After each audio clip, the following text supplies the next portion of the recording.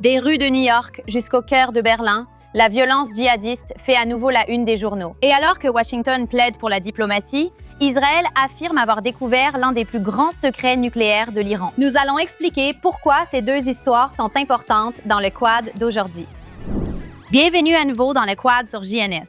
Je suis Émilie Schrader et je suis ici en studio avec Bellamy Shoshana et à distance, nous retrouvons Fleur. Ravie d'être avec vous. Ça a été une semaine chargée et il y a beaucoup à analyser. Tout d'abord, nous avons vu cette horrible attaque terroriste à New York. Suite aux déclarations de Mamdani à propos du premier ministre, le premier ministre Netanyahou, dans lesquelles il l'a traité de criminel de guerre et l'a diffamé, lui ainsi que l'État d'Israël, avec toutes sortes de calomnies. Mais juste après cela, nous avons vu quelqu'un apparemment prendre ce message à cœur et agir devant une synagogue de la ville, blessant 2 personnes. Il y a eu une attaque au couteau. Et vous savez, l'auteur a été arrêté. Mais d'où vient tout cela? Vous savez, est-ce que des dirigeants comme Mamdani ont une responsabilité dans des situations comme celle-ci? Je veux dire, de sa part, nous n'avons vu que de l'incitation depuis le premier jour. Je suppose, Bellamy, nous allons commencer avec vous. Vous viviez à New York où vous étiez résidente. Était-ce ainsi? Jusqu'où sommes-nous tombés avec la situation actuelle? Non, ce n'était jamais ainsi auparavant. On a constaté un changement déjà en cours à New York. Mais quand nous, vous savez, on a tenu compte des avertissements selon lesquels c'était la pire personne à élire comme maire, parce qu'il n'y a en fait aucune responsabilité. En observant Tisha B'Av, il publie soudain un message. « Je souhaite à chaque juif des 5 boroughs, vous savez, un jeûne plein de sens et tout ça, mais si pendant 2 secondes vous dites que Jérusalem n'existe pas parce que c'est la Palestine, mais sans savoir que les Juifs se tournent vers Israël, qu'ils soient dans les 5 boroughs ou non, cela voudrait dire qu'Israël est pour les Juifs. Je suis très... » Clairement, Mamdani ne sait pas ce qu'est Tisha B'Av. Je pense que c'est assez évident. Shoshana, tu es aussi new-yorkaise. Quel est ton avis sur tout ce fiasco? C'est déprimant, bouleversant et vraiment révoltant. Parce que je pense qu'on sait tous que les mots mènent à des actes. Je n'ai pas besoin de le prouver, cela a été démontré à travers l'histoire. Et Mamdani le sait. Mais il tient un double discours. Et ce qu'il fait, c'est dire, eh bien, les Juifs, en tant que Juifs, et le judaïsme en tant que religion, je n'ai pas de problème avec ça. Ce sont les criminels de guerre qui sont mauvais, vous savez. Et c'est l'occupation qui est mauvaise. Et parler de Netanyahou comme s'il était juge, jury et bourreau, c'est clairement de l'incitation. Il n'y a aucun doute. Et ensuite dire « J'aimerais vraiment que les 2 New-Yorkais », et bien sûr, dans sa vidéo, il désigne l'un comme juif et l'autre comme asiatique. Je ne sais même plus ce que signifie asiatique, car selon les endroits, cela peut vouloir dire pakistanais ou japonais. Un rétablissement complet et qu'il n'y a pas de place pour l'antisémitisme ou tout racisme à New York. Mais qui croit encore ce qu'il dit, que ce soit sur les bus gratuits ou les Juifs dans les rues? Le problème, c'est que beaucoup croient ce qu'il dit et agissent en conséquence, ce qui est très préoccupant. La police de New York s'y est d'ailleurs opposée. Ils sont furieux parce que Mamdani a appelé à des manifestations lors de l'arrivée du premier ministre en Israël, contre Israël. La dernière chose dont la ville de New York a besoin, c'est encore plus de manifestations pour la cause palestinienne, qui relève d'un culte de la mort anti-Israël. Mais pourquoi sommes-nous encore là? Si on regarde ça politiquement, je me souviens du jour où Donald Trump a été investi pour son premier mandat. Washington était en feu. Il a littéralement dû barricader les magasins, les maisons, tout ce que tu veux, mais personne n'en a parlé de ça. Tout a soudainement disparu. Je vais pas le comparer aux événements du 6 janvier en termes d'incitation. Mais c'est un peu étrange quand on regarde un pays et un peuple à qui on peut vendre la même chose. On peut choisir quand c'est réel. On peut quand ça ne l'est pas. C'est dangereux. On peut choisir quand c'est réel. Parce que tout d'un coup, quand le mouvement Black Lives Matter avait lieu et que tous les pillages se produisaient, il disait voler des chaussures Gucci pour se nourrir. Pourquoi aurait-on besoin d'une chaussure Gucci pour manger? Je ne sais pas pour toi, mais moi, oui. Tu vois, c'est important. Louboutin, tu sais, ça me dérange pas. Je pense juste que Mamdani sait exactement, il plaisante ce qu'il fait. Il sait exactement ce qu'il fait. C'est quelqu'un de calculateur, un politicien calculateur. Et il ne peut pas tenir sa promesse de bus gratuit. Il ne peut pas non plus tenir sa promesse de loyer plus bas. Il ne peut tenir aucune de ses promesses communistes folles. Que faire quand on ne tient pas ses promesses? On détourne l'attention. Alors, il détourne l'attention vers les Juifs parce que c'est populaire auprès de sa base. Il est très calculateur. Il sait exactement ce qu'il fait. La police, comme vous l'avez dit, est furieuse contre lui car il ne fait que semer le chaos. Mais ce qui se passe vraiment à New York, à part le fait que la ville semble plus sale que jamais et à part le fait que vous ne tenez pas vos promesses, c'est que les grandes entreprises classées au Fortune 500 s'en vont. Goldman Sachs, qu'est-ce qui représente mieux New York que Goldman Sachs? C'est fini. Ils vont au Texas ou en Floride, je ne sais plus. L'homme est en train de détruire sa ville et il allume une cigarette avec le feu de joie. C'est ce qui se passe en ce moment. C'est fou. C'est ridicule. Mais ce n'est pas vraiment surprenant quand on regarde toute son idéologie et aussi son histoire. Je veux dire, il a été le fondateur de Students for Justice in Palestine dans sa propre université. Son parcours n'a, bien sûr, rien de professionnel. Beaucoup d'activisme dans ses cercles. C'est un pur produit du népotisme qui n'a jamais vraiment eu à faire d'efforts pour quoi que ce soit, ni eu de vraie carrière. Et maintenant, il mobilise ce même sentiment de droit acquis et cette même mentalité depuis une fonction publique. C'est vraiment effrayant. Et ce qui m'a vraiment frappé dans sa vidéo, c'est que c'était pas seulement une perversion du récit ou une focalisation sur des choses négatives ou sorties de leur contexte, comme on le voit habituellement avec le biais anti-Israël. Oui, c'était carrément des mensonges.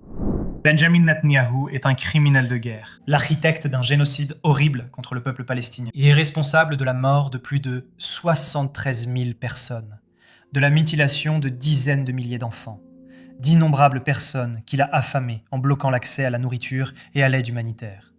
Tout cela alors que nous, en tant qu'Américains, payons pour les bombes qui tuent. Netanyahou est un criminel de guerre. Non, il ne l'est pas. C'est une définition juridique. Il n'a pas été condamné pour une telle chose. Donc, vous ne pouvez pas faire une telle déclaration. Et quand vous êtes représentante de l'État, de la ville ou du pays ou de la loi, vous devriez connaître la loi. Et ça n'a fait qu'empirer à partir de là.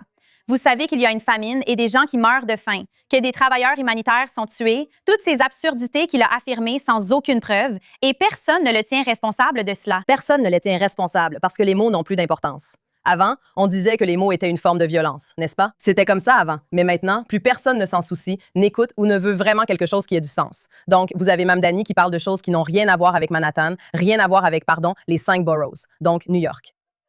Rien à voir avec au-delà de Manhattan. Oui, je sais. Il y a autre chose. Et en fait, je vais juste dire, en tant que personne, comme tu l'as dit, qui a passé une grande partie de sa jeunesse à New York, c'est dévastateur. Parce que je pense que la seule chose que les gens en dehors de l'Amérique et en dehors de New York ne comprennent pas vraiment, c'est à quel point que tu veuilles parler de la façon dont elle a été construite par la colonisation, je comprends ça. Mais en fin de compte, les personnes qui sont venues aux États-Unis, elles voulaient vraiment construire une vie meilleure. Et elles ont travaillé côte à côte, juifs, italiens, irlandais et d'autres. C'était difficile. Il y avait des tensions raciales, mais ils ont surmonté ces choses-là.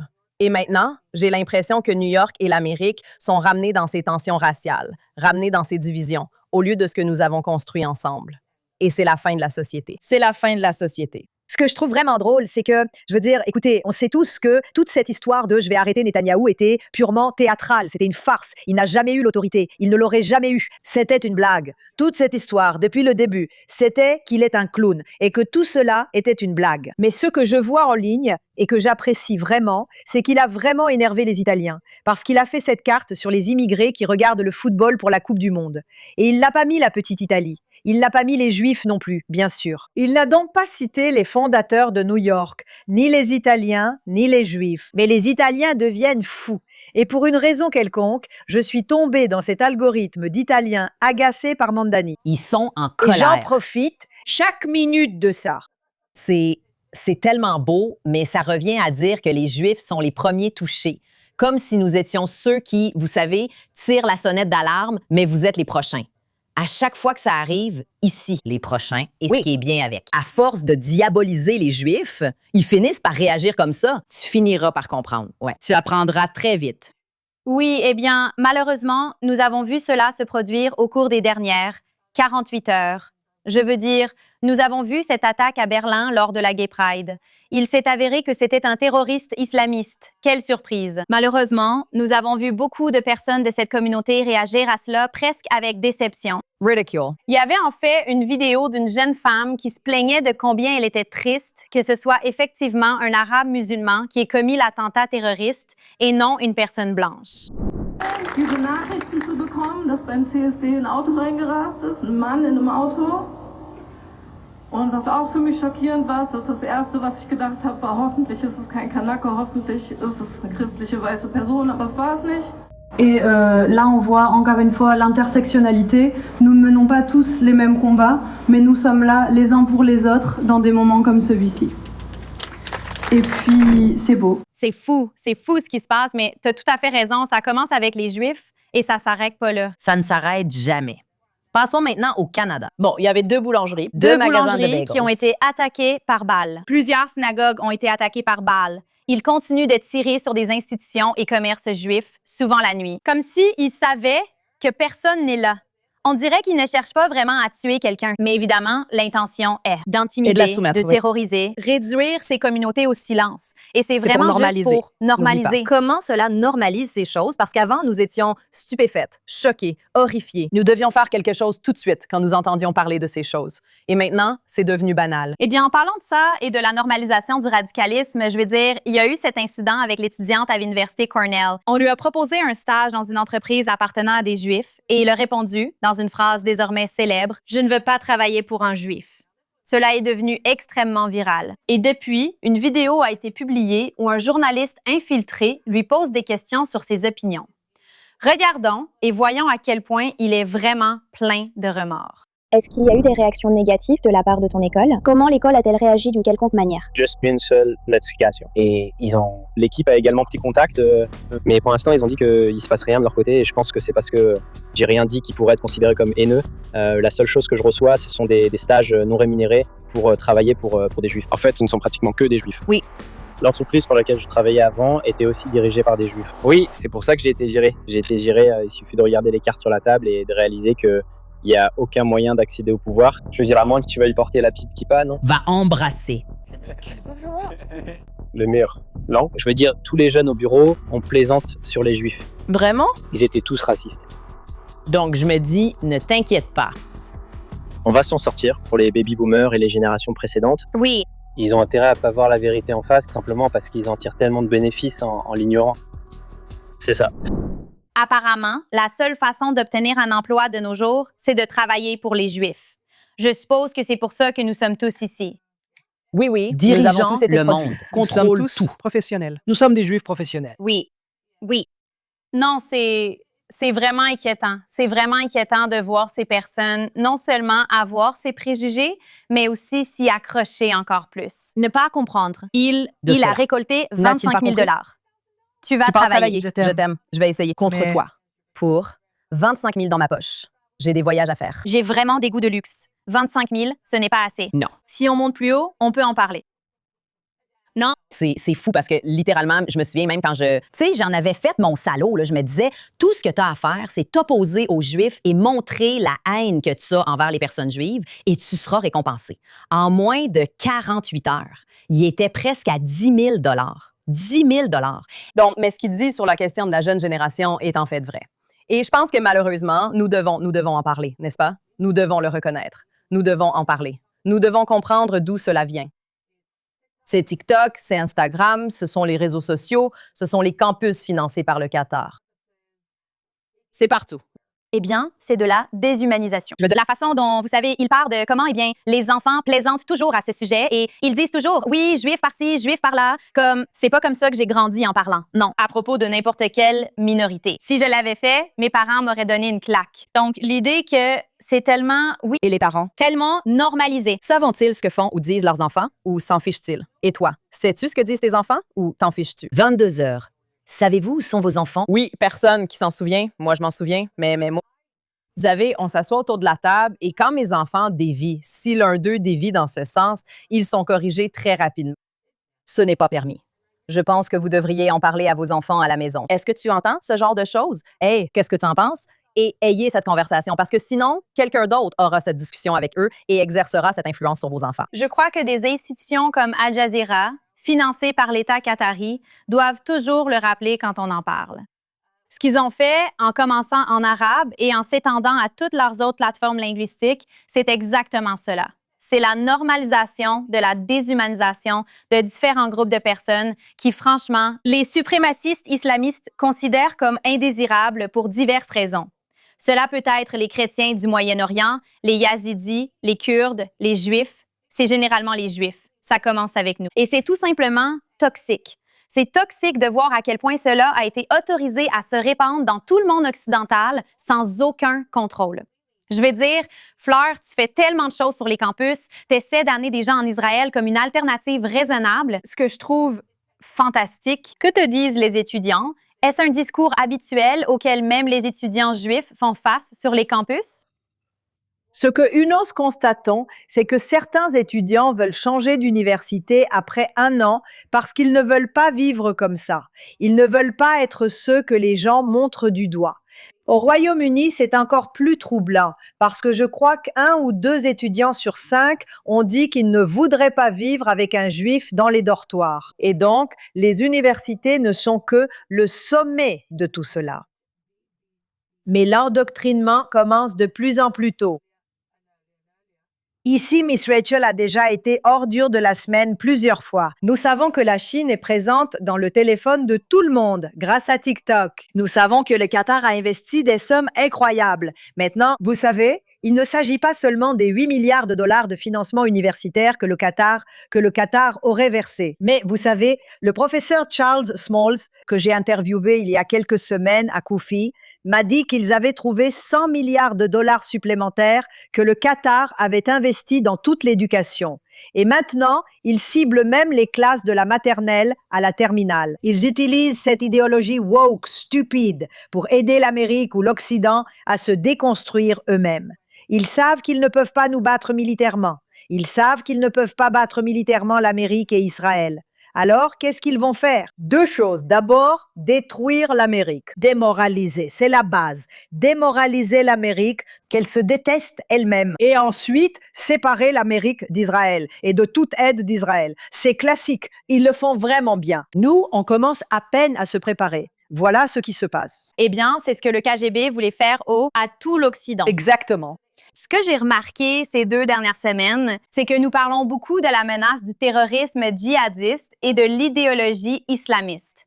Et c'est quelque chose que le Qatar essaie clairement de promouvoir, tout comme toutes les autres campagnes d'influence de la République islamique et d'autres États islamiques. Mais nous assistons à une énorme poussée vers le radicalisme de gauche. Je ne parle pas d'une politique économique plus socialiste. Je parle de communisme. Et nous les voyons être associés ensemble, cette idéologie islamo-marxiste qui est, vous savez, incarnée en ce moment par Zoran Mamdani et le DSA. Et je pense qu'une grande partie de la haine envers les Juifs et beaucoup d'autres formes d'intolérance que nous voyons proliférer actuellement aux États-Unis sont liées à cela. Si vous regardez ce que le DSA a déclaré récemment, vous savez, avant, il restait plutôt discret sur ses positions sur certaines de ces questions. Ils n'ont absolument aucune honte. À chaque entretien, ils reconnaissent vouloir supprimer le Sénat américain. Ils veulent supprimer la présidence. C'était J'ai pensé ce que cela peut être. D'accord, c'est sûrement juste un titre sensationnaliste. Non, non, non. La coprésidente de la DSA a donné une interview ce matin sur,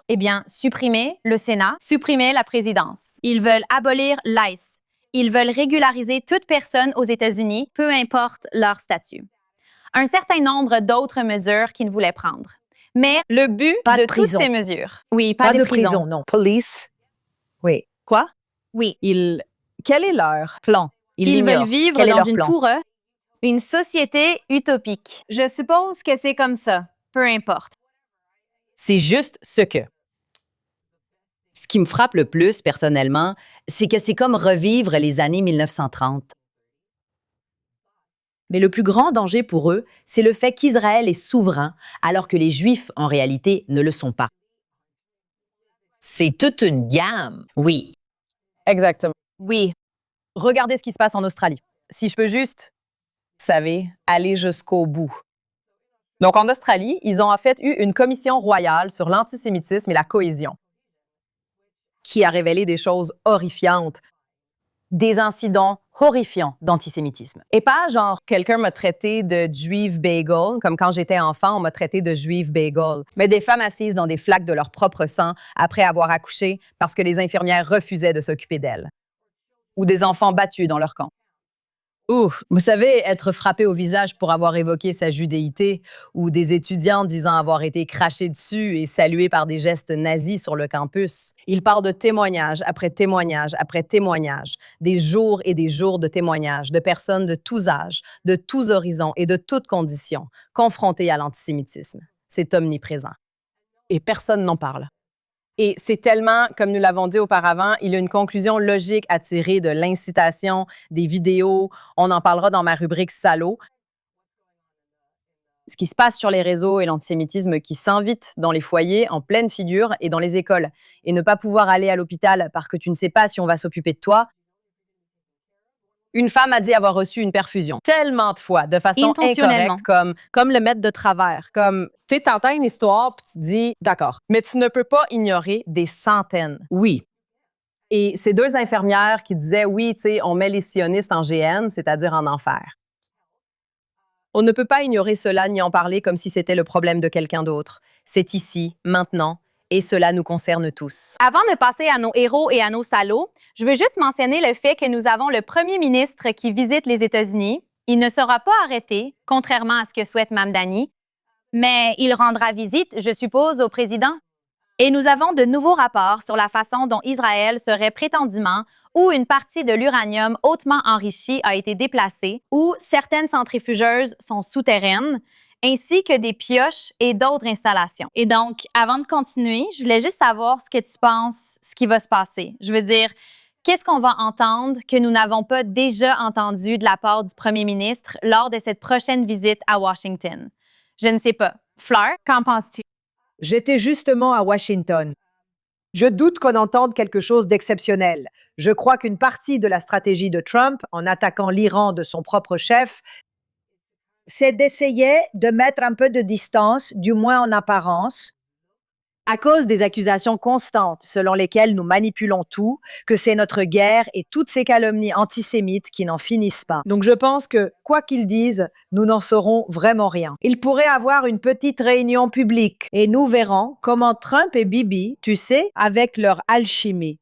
Mais je pense qu'il prépare quelque chose de grand à venir, parce que ça ne peut pas rester simplement dans une spirale de représailles sans fin. La question est, le calendrier électoral de Bibi et celui de Trump pour les élections de mi-mandat sont-ils alignés?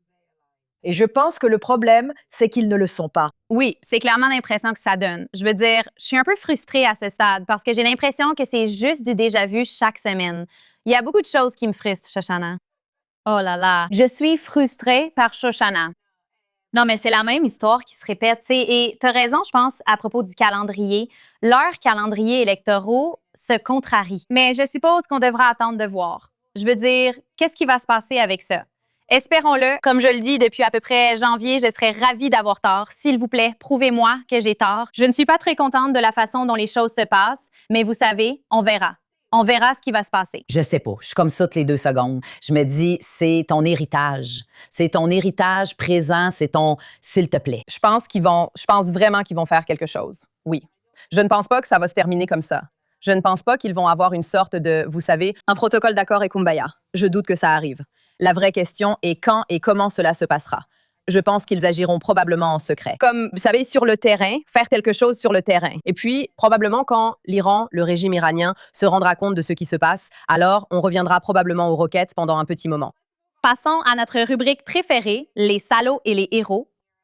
On commence avec nos salauds de la semaine. Shoshana, tu veux commencer? Mon salaud de la semaine, c'est Uncivilized Media, un média qatari.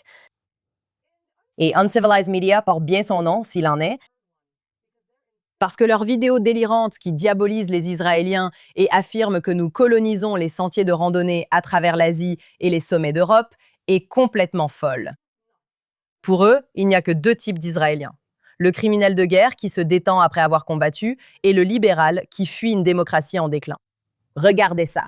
Les Israéliens ne sont pas seulement des colons en Israël. Ils se déplacent et colonisent le monde. Nous les avons surtout vus se présenter sous 2 formes. Les criminels de guerre récemment sortis du service. Et ensuite, ils partent faire une cure de désintoxication en Inde. Et les libéraux qui fuient ce qu'ils prétendent être une démocratie en déclin. En apparence, ils ne pourraient pas sembler plus différents. Observez comment ils circulent dans le monde. Et vous pouvez voir comment le sionisme produit une relation particulière à la terre et aux autres personnes. Une relation qui est exploitatrice et violente, et qui ne se limite pas à la Palestine. Ils ne peuvent même pas prétendre que c'est du journalisme. C'est de la pure propagande goebbelsienne. Diabolisation massive d'un peuple, présentée avec de jolis graphiques et des mots à la mode. Le message est simple. Il n'y a pas de bons Israéliens. De gauche, de droite, religieux, laïcs, humanitaires ou soldats. Chaque Israélien est exploiteur, violent et sinistre, simplement parce qu'ils sont Israéliens. Voilà comment on change les règles du jeu, les amis. Hier, le racisme signifiait juger les gens selon leur nationalité. Aujourd'hui, c'est de la justice sociale, tant que ce sont des Israéliens. Et les Israéliens sont déjà agressés, harcelés et expulsés de restaurants et d'hôtels partout dans le monde, simplement à cause de leur origine. Mais c'est leur objectif. Imaginez dépenser des milliers de dollars pour promouvoir une vidéo qui apprend à des millions de personnes à voir les Israéliens non pas comme des êtres humains, mais comme des méchants. C'est bien là le but. Faire voir aux gens les Israéliens comme une menace directe pour eux, là où ils vivent, comme si leur mode de vie était menacé par des personnes qui leur ressemblent, mais qui ne sont pas vraiment comme eux. C'est essentiellement de la propagande nazie pure et simple, et la propagande endoctrine. Et c'est exactement ce qu'ils font. Et l'histoire a un nom pour ça. Deshumanization. Chaque atrocité que le monde ait jamais connue commence ici. Cette vidéo en est un exemple flagrant. D'autres sont plus subtiles. Elles sont partout et accomplissent leurs tâches, tandis que de plus en plus de gens justifient les attaques contre les Israéliens, où qu'ils soient.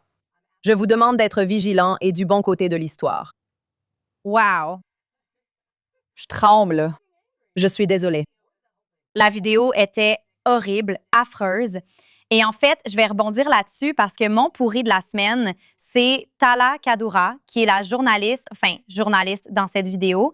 Elle est en fait la cofondatrice d'Uncivilized Media. Ils semblent enregistrés au Qatar. J'ai un peu vérifié, mais eux-mêmes affirment qu'ils sont en Palestine si tu regardes leurs réseaux sociaux. Maintenant, cette Tala est en fait libanaise, mais elle a une très longue histoire de ce type de déshumanisation, spécifiquement en lien avec Israël. Je veux dire, même en regardant ses réseaux sociaux, tu vois que presque tout concerne une critique obsessionnelle d'Israël. Et puis, en mai 2024, elle a réalisé un autre documentaire du même genre que celui que nous venons de voir, sur la façon dont Israël kidnappe des enfants. Et maintenant, elle partage une autre enquête approfondie sur la perversité d'Israël, cette fois contre les Juifs arabes. Les Juifs arabes. Les Juifs arabes. J'adore quand ils font ça. Il n'existe pas de Juifs arabes. Je suis sûre que Flair peut le dire encore mieux que moi, mais il n'existe pas de Juifs arabes. C'est un terme inventé pour s'approprier l'identité juive des Juifs qui sont indigènes à cette région, qui sont indigènes à cet endroit. Et ils veulent les arabiser, exactement comme Yasser Arafat l'avait imaginé. Arrêtez d'utiliser ce terme. C'est un terme colonialiste. C'est une tentative d'effacer l'identité juive. Et j'en ai vraiment assez de l'entendre. Toute personne qui fait ce genre de choses, qui écrit « juif arabe », le fait intentionnellement. D'accord, donc c'est elle, ma crapule de la semaine, Tala Kadoura. Eh bien, c'est que vous savez, on ne peut pas faire une vidéo comme ça sans qu'il y ait la passion de quelqu'un derrière, n'est-ce pas? Elle regarde la vidéo, elle regarde la caméra et tu te dis « Mon Dieu, les Israéliens viennent me chercher. » Tu crois vraiment que... Garde un gros, on est au courant. Ils parcourent les sentiers d'Asie et les sommets d'Europe et ils viennent vers toi. Je suis désolée. J'essayais de préparer de la matbouka. Genre non, personne ne vient te chercher, on s'en fiche. Oui, sérieusement. Je sais, ils adorent voyager. C'est vrai, ils le sont vraiment. Ils le sont vraiment. À toi, qui est ton salaud? Mon salaud, c'est Megyn Kelly. Oh, bien joué. Ce n'est pas la première fois, ce ne sera probablement pas la dernière fois. Mais maintenant, comme d'habitude, Elle se présente maintenant comme la victime parce qu'elle affirme que Ben Shapiro n'aurait jamais eu de tribune et ne serait jamais devenu la personne qu'il est si ce n'était pas grâce à son émission. Mais parce qu'il a complètement dénoncé Candace Owen, qui a dénoncé Tucker Carlson. Maintenant, elle a été attaquée. Elle a été attaquée sur scène. C'était quoi, à Turning Point? Et elle a littéralement été attaquée. Ce n'est pas une tactique, non. Il l'a interpellée parce qu'elle n'a pas vraiment demandé à Tucker Carlson de prendre une véritable position. Et en fait, il s'est tellement éloigné du droit chemin à ce stade. En tant qu'être humain, c'est comme, eh bien, c'est ton ami, mais on peut totalement voir toute la machine qatari derrière tout ça. Parce qu'il y a littéralement des gens qui disent « Oui, t'as totalement raison », comme s'il était le démon. Ben Shapiro est le problème, pas toi. C'est très triste pour moi, en tant que personne qui connaît Ben depuis toujours et qui a aidé à faire de Ben ce qu'il est. À 100%. Il est devenu une star dans mon émission, The Kelly File. Je suis vraiment désolée de voir cela arriver. Et franchement, il n'y a absolument aucune raison d'aller surveiller les invités dans l'émission de quelqu'un d'autre et d'essayer de rabaisser quelqu'un d'aussi intéressant. Mais, et je le dis vraiment comme un compliment, aussi inoffensif que Piers Morgan. Pourquoi? Non, je critique Israël. Non. T'es allé plus loin que ça parce que t'as commencé à te complaire dans des théories du complot qui relèvent toutes du mythe du meurtre rituel, donc extrêmement anti-juive, et au-delà de la déshumanisation des Juifs et des Israéliens. Et ensuite, je suis désolée, mais à ce moment-là, vraiment désolée. Je vais dire quelque chose de très vulgaire. Ton implant au menton t'ancre dans la mauvaise direction. Arrête de payer pour ressembler à une femme transgenre. Assieds-toi et fais le point sur tes propres actions. Je suis désolée. Ne sois pas désolée, ma belle. Oui, Megyn Kelly, c'est vraiment Elle s'est fait ça à elle-même. elle-même. Oui, je suis d'accord. Elle s'est tournée vers elle-même. Elle est vraiment juste. Elle assiste juste, elle s'entête au lieu de dire oh, attends, peut-être que je suis allée trop loin. Et maintenant, plus personne avec un peu de bon sens ne peut la regarder faire quoi que ce soit d'autre. Oui. Elle fait aussi autre chose dans son émission. Pour moi, par exemple, quelqu'un m'a récemment envoyé une vidéo d'elle sur la post-ménopause. Elle a fait une émission sur les hormones. Ça me serait très utile. Je n'arrive pas à la regarder, je n'y arrive tout simplement pas. Bref. Fleur, qui est ton salaud? D'accord. Donc, le nouveau cabinet britannique n'est au pouvoir que depuis 5 minutes. Et le nouveau Premier ministre, élu de façon antidémocratique, car choisi par son parti, et non par le peuple britannique, qui s'appelle Andy Burnham, n'est pas au pouvoir. 5 minutes plus tard, il publie déjà ce communiqué en s'excusant de ne pas avoir été assez présent pour Gaza. Ce Keir Starmer, que nous pensions être le lâche de l'année, a pris la position suivante, a été trop indulgent envers Israël. Que, en gros, Israël est... Vous savez, nous aurions dû appeler à un cessez-le-feu plus tôt. Nous devons encore nous assurer qu'il y ait plus d'aide humanitaire. Il revient 1 an et demi en arrière, ce gars-là, et il s'excuse. Il s'est excusé. La nouvelle première ministre de la Grande-Bretagne s'est excusée auprès des personnes concernées. En d'autres termes, l'électorat islamiste au sujet du fait que le Parti travailliste les a déçus sur la question de Gaza. Il était en poste depuis 5 minutes, car le Royaume-Uni n'a pas assez de problèmes. Non, leur économie régresse. Elle ralentit littéralement avec des chiffres négatifs, alors que la nôtre avance beaucoup plus avec des chiffres positifs. Leurs investissements directs étrangers sont au plus bas. Leurs exportations sont en baisse. C'est un problème. Le Royaume-Uni est dans un véritable dilemme économique. Ils connaissent un ralentissement. L'économie, les investissements ont ralenti. Ils ont beaucoup de problèmes. Mais cet homme est au pouvoir depuis 5 minutes. Il parle évidemment de cela, car c'est, encore une fois, des tactiques de diversion. Et puis, sa nouvelle ministre de la Défense, Wes Streeting, à ma connaissance, n'a jamais fait de service militaire. Hier, j'ai vu qu'il tentait de flatter Trump, ayant compris leurs difficultés en matière de sécurité si l'Amérique se retire. Ce gars a déclaré, où une vidéo a été publiée, où il disait que nous sommes simplement témoins d'un génocide sous nos yeux. Et lorsqu'on lui a de nouveau posé des questions sur cette vidéo, maintenant qu'il est ministre de la Défense, il a dit « Je maintiens ce que j'ai dit ». Voilà, tout simplement. Les salauds de la semaine, la ministre de la Défense, la secrétaire, Wes Streeting, Andy Burnham, la première ministre, un gouvernement travailliste faible. Ils ne sont au pouvoir que depuis 5 minutes. Le pays part à la dérive. Leur sécurité et leur énergie sont un vrai problème. Un problème existentiel pour l'économie du Royaume-Uni. Et de quoi parle-t-il? Gaza. Oui, parce que ça plaît aux gens qui doivent continuer à voter pour eux. Ils n'ont pas encore compris qu'ils servent d'instrument dans un jeu plus vaste. Ce sont mes salauds de la semaine. Ce sont vraiment de très bons salauds qui le méritent. Je ne pense pas que c'est pas forcément mal de s'excuser et de ne pas avoir appelé à un cessez-le-feu plus tôt, cependant. Je ne suis pas d'accord avec toi là-dessus. Je pense que le meilleur moment pour appeler à un cessez-le-feu, c'était le 6 octobre. Ça aurait été un très bon moment Ils auraient pu rendre les corps des otages et les otages qui étaient là le 6 octobre, ceux qui avaient été pris des années avant, Avera Mengistu, Hicham al-Sayed et les corps d'un soldat tombé au combat. Ils les détenaient depuis de nombreuses années déjà.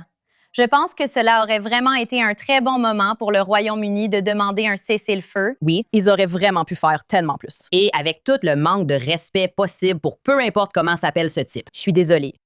Il y a 1 an, jour pour jour, je me tenais devant les 8. Je me tenais devant les 8 qui pourrissaient au soleil, des couches par terre. Parce que si tu veux vraiment parler d'aide humanitaire, prends un avion et va là-bas pour voir de tes propres yeux. Ça suffit. Oui, tu vois, c'est encore une tactique de diversion.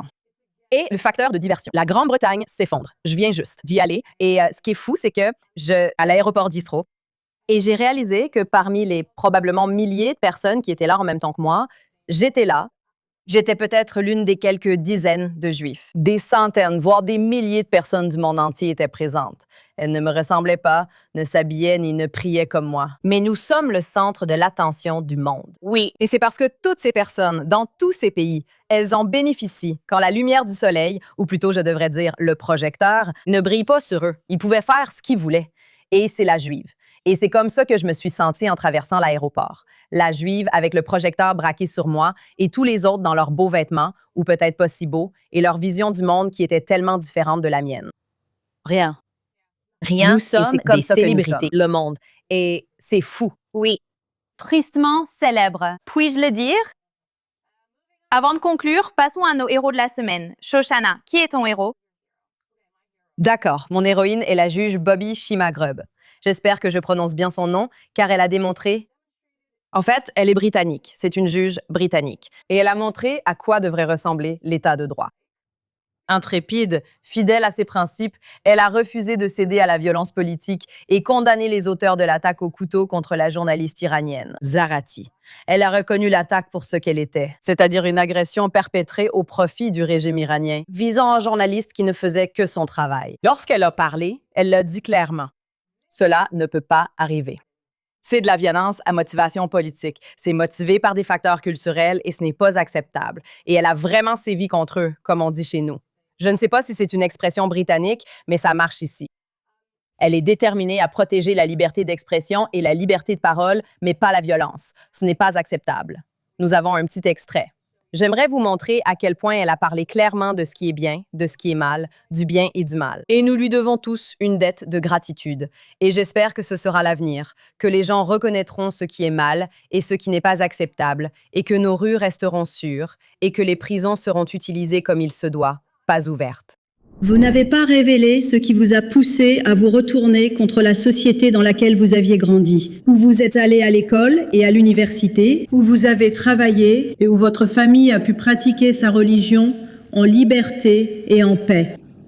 Vous avez informé l'agent de probation ayant rédigé le rapport que la violence en Palestine vous a mis en colère et bouleversé et vous a amené à admirer et à partager la rhétorique que des prêcheurs de haine, comme Al-Halaki, utilisent pour empoisonner les esprits. En août de l'année dernière, vous étiez très amis avec un homme qui allait bientôt commettre une attaque terroriste épouvantable visant la communauté juive dans votre ville.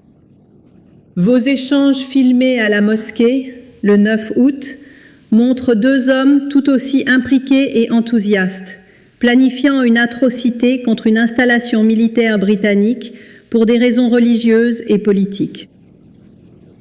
Votre exemple doit servir d'avertissement aux hommes attirés par cette forme d'islam militant, violent et destructeur pour des raisons religieuses ou politiques. Ma partie préférée de cet extrait, c'est quand elle a dit « le livre juif des proverbes ». J'ai entendu. C'était très intéressant. J'étais là. Ma fille, oh, D'accord, super. Un héros exceptionnel. J'étais soulagée de voir qu'il y a parfois du bon venant du Royaume-Uni. Dieu merci. Fleur, qui est ton héros de la semaine? Alors, je vais être un peu gourmande parce que je n'ai pas pu choisir entre deux héros. Ils sont tous les deux très différents et viennent de domaines très différents, mais ils sont tous les deux, en gros, des personnes prêtes à défendre la vérité. D'accord? Alors, soyez indulgents avec moi. Le premier est Van Jones. Van Jones, vous savez, un journaliste américain pour qui j'ai beaucoup de respect, même s'il est politiquement beaucoup plus du côté démocrate progressiste. Mais même lui a déclaré la semaine dernière: nous sommes devenus fous. Le Parti démocrate est perdu s'il ne peut pas exclure les socialistes démocrates d'Amérique.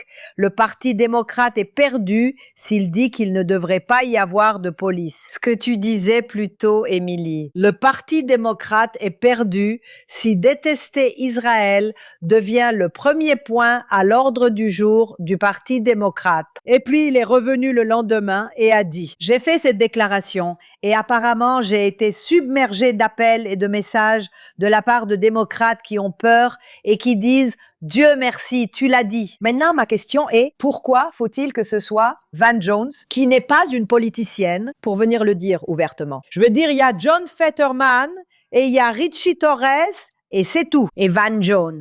Donc parfois, il faut que quelqu'un vienne et dénonce le fait que l'empereur est nu. C'est ce qui se passe au Parti démocrate. Il est venu et a dénoncé le fait qu'ils sont devenus fous. C'est dingue. Donc ça en fait un. Et une personne d'un autre domaine, mais qui fait un peu comme Boy George, qui vient tout juste de prendre publiquement position. Boy George dit toujours: j'ai toujours été ami des Juifs. Laissez-moi tranquille. Israël reste un pays avec lequel je collaborerai, où j'irai et que j'aime. Il a essuyé un énorme retour de bâton. J'apprécie qu'il persiste malgré tout. Et maintenant, il a sorti une chanson qui s'appelle We Shall Dance Again avec des collaborateurs israéliens. Il persiste et signe. Donc, je veux que ces deux hommes soient des héros parce qu'ils s'expriment dans des espaces où tout le monde se terre et eux, ils sortent et font preuve de courage. J'adore Boy George. Oui. Incroyable, oui. Et il s'en fiche complètement. Non, en fait, plus ils s'en prennent à lui. Plus il l'attaque, plus il répond: allez vous faire voir. Je l'adore. Parce que même moi, à un moment, je me suis Exactement. dit, parce que c'est moi, le manager était juif, mais je me suis dit, oh, peut-être que ça va revenir et qu'il comptait se retirer. Non, il est toujours à fond. Oui, il persiste et il signe. redouble Il d'efforts redouble et d'efforts. il ne va pas faire marche arrière. Non. Et Oui. j'adore ça. Vraiment, j'adore. Ça me fait un peu penser à Rapaport, même si c'est un archétype très différent. Il ne se soucie de rien. C'est comme ça. C'est comme ça qu'il est. Tu peux aimer ou détester. Il s'en fiche. Belle amie, qui est ton héros? Mon héros, c'est Nick Matal. Nick Matal est une personne incroyable. Pendant des années, je l'ai littéralement observé discrètement avant qu'il ne devienne vraiment connu. Tu sais, avant qu'il ait des chiffres énormes. C'est un créateur de contenu et quelqu'un qui n'est pas juif lui-même, mais qui est marié à une juive, et il en est très fier. Et il est tellement cultivé, non seulement en géopolitique, mais aussi pour aller toujours au cœur de ce que la personne avec qui il débat défend vraiment. Alors, il y a cet extrait. Regardez. Le terme juif n'existait pas avant 1500, car la lettre J a été créée en 1524. En fait, cela serait le clavier Les d'origine. S disent vraiment En fait, n'importe quoi. ça vient de l'original hébreu, et en fait, ça remonte à l'exil babylonien. Tu as tort. Ivrite, ça s'appelait pas hébreu, mais ivrite. Et les C'est juifs, sacré. quand ils... Merde, t'es foutu. Mec, C'est je peux le sortir de mon quoi tu téléphone vite parles? fait? Le mot hébreu pour hébreu. En ce moment, Inception. Ouais. Nous allons. Nous tournons en On rond. tourne en rond, Finissons-en. ça mène à rien. Ouais, mec, Ce ça que fait un je moment. veux dire, mec, c'est juste de changer les définitions. Donc, je sais. Éviterai, merci. D'accord, termine quand même. D'accord, qu'en penses-tu? J'en ai fini avec les gens comme toi, mec. Ouais. Bonne chance, mon pote.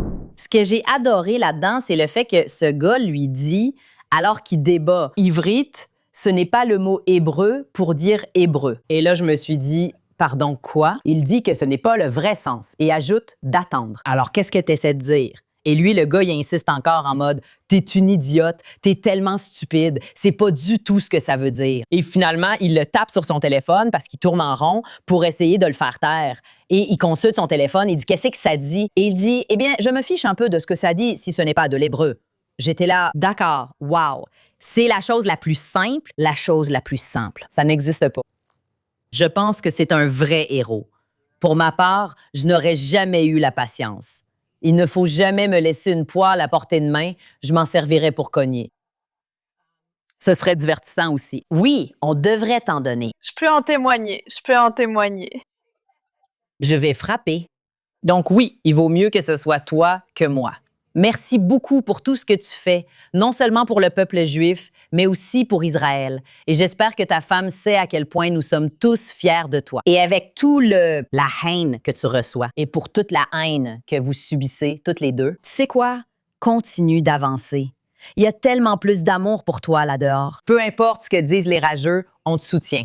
Merci. Sympa, ouais. Oui, ils sont tous les deux, lui et sa femme. Oui, il faut les inviter au studio la prochaine fois. On doit les inviter, il faut les amener au studio la prochaine fois qu'ils seront en J'étais Israël. avec lui il y a quelques semaines à la conférence Koufi et un jeune homme est venu le voir. Il était complètement fan de lui et j'étais à côté de lui. On jouait au billard au bar et il m'a demandé si j'étais sa mère. Si j'étais la mère de Nick Matal, j'ai pensé, mon Dieu, ai-je vraiment l'air si vieille? Non, comme c'est déplacé. Ouais. J'adore Mick et aimerais être sa mère. Trop mignon. Il est génial. Il est génial. Donc, mon héros cette semaine est un membre du Congrès, Tim Sheehy. Il a fait un discours à la Chambre des représentants sur la guerre en Iran. C'est un ancien combattant. Nous allons en passer un extrait. L'un de ces bracelets sionistes. Il a été coupé en deux par un EFP iranien. Ce régime que nous combattons ne se soucie pas de nos querelles partisanes. Il ne se soucie pas de savoir pour qui vous avez voté, ni quel Dieu vous priez ou où vous vivez. Ils veulent tous nous tuer. Ils ne se contentent pas de le dire, ils le font. Et ils le font depuis 47 ans. C'est une guerre de choix. Les démocrates ont raison. C'est une guerre de choix qui a été commencée par une bande de terroristes radicaux et lunatiques qui ont pris le contrôle d'une belle nation il y a 47 ans. En fait, la première fois que j'ai vu ce discours, il m'a vraiment émue aux larmes. Parce que voir quelqu'un qui a manifestement un lien personnel avec ce sujet, avant tout, qui a risqué sa vie pour défendre les États-Unis et qui voit très clairement l'idéologie et la mentalité qui sous-tendent la République islamique et comment cela représente une menace directe et imminente pour les citoyens américains. C'est un soulagement d'entendre cela d'un côté. Et de l'autre côté, c'est presque comme un poids encore plus lourd parce que c'était comme un rappel. Pas seulement, vous savez, je travaille beaucoup avec les Iraniens à l'intérieur de l'Iran, la diaspora iranienne partout dans le monde, et j'entends ces histoires horribles sur ce qu'ils vivent et, dans certains cas, sur ce qui se passe en ce moment au vu de certaines informations dont je dispose. Mais j'entends moins souvent le point de vue américain à ce sujet et comment cela a affecté l'Asie des Américains et complètement déchiré des familles. Pas seulement ces dernières années avec la guerre en Irak ou ce qui s'est passé en Afghanistan avec les forces américaines, mais depuis 47 ans. Ce régime est arrivé au pouvoir en kidnappant et en retenant en otage des citoyens américains dans l'ambassade américaine pendant plus d'1 an. Voilà ce qu'est ce régime depuis le premier jour. Ce n'est pas une question d'Israël. Ce n'est même pas une question de Juifs. Il s'agit des États-Unis d'Amérique. Et si vous tenez à votre pays, si vous tenez à votre peuple et si vous tenez à pouvoir vivre une vie en paix et en sécurité, la seule façon d'y parvenir à long terme est de se dresser sans honte et sans peur contre la République islamique et tout ce qu'elle représente, car elle cherche à vous détruire. Et donc, je veux simplement remercier ce membre du Congrès pour ses paroles franches et son courage, et pour avoir montré, même à travers ses propres expériences et son propre traumatisme, à quel point cette question est importante pour chaque Américain. Donc, le représentant Tim Sheehy, vous êtes mon héros de la semaine. C'est absolument incroyable. Et je pense, quoi? Avant d'être ému en racontant l'histoire, il a retiré le bracelet de son ami, un soldat tombé au combat. Ça l'a ajouté tellement de contexte à tout ce que tu viens de dire. Parce qu'il a dit, j'en parle pas comme quelqu'un qui est éloigné de. Je n'ai pas accepté de faire un rapport. Lire non, un tu rapport, ne pouvais pas. tu Nous ne vois? l'avons pas fait. Tout ça, et qui aurait besoin qu'on lui explique la situation. Il l'a vécu, il l'a vu et expérimenté. Et donc, ça m'a fait pleurer. Comme je l'ai dit, ça m'a rendue très émotive parce que je me suis dit, wow, comment se fait-il que tant de gens soient aussi aveugles?